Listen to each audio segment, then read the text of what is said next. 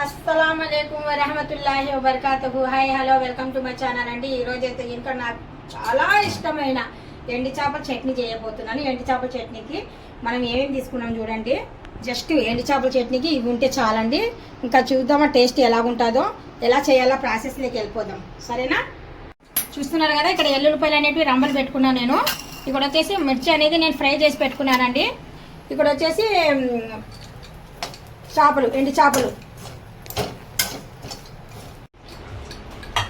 Just ఇప్పుడేనండి fry చేశాను. మిర్చిని fry చేసిన తర్వాత ఎండి చేపలు కూడా ఫ్రై చేశాను.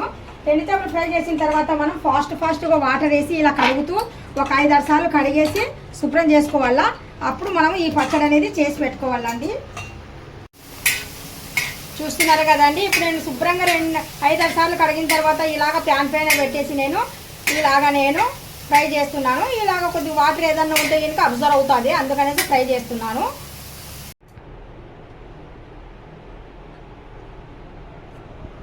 నిజంగా అండి, ఏ కూరలు లేకపోయినా పర్వాలేదు, కొద్దిగా ఎండి చేపలు ఎన్ని ఉన్నాయనుకోండి, చూడండి పెట్టుకొని ఇంకా మొత్తానికి ఇలాగే ఇంకా తినేయడమే. వేడి వేడి అన్నంలో ఈ ఎండి చేపలు వేసుకొని కాస్తంత నెయ్యి దట్టించి మనము ఇలా కలుపుకొని కడుపు నిండా తిన్నామనుకోండి, నా చిన్నతనం అనేది నాకు గుర్తుకొస్తుంది. మా చిన్నతనంలో మేము అలాగే తినేటోళ్ళము. అనేది ఎలా చేశాను ఏంటి అనేది మీకు అర్థం కావాలంటే నేను లాంగ్ వీడియో చేసి పెట్టానండి. లాంగ్ వీడియో చూడండి, మీకు స్పష్టంగా అర్థమైపోతుంది. మీరు ప్లీజ్ నాకు సపోర్ట్ చేయండి, లైక్ చేయండి, షేర్ చేయండి, కామెంట్ చేయండి, సబ్స్క్రైబ్ చేసేయండి ప్లీజ్.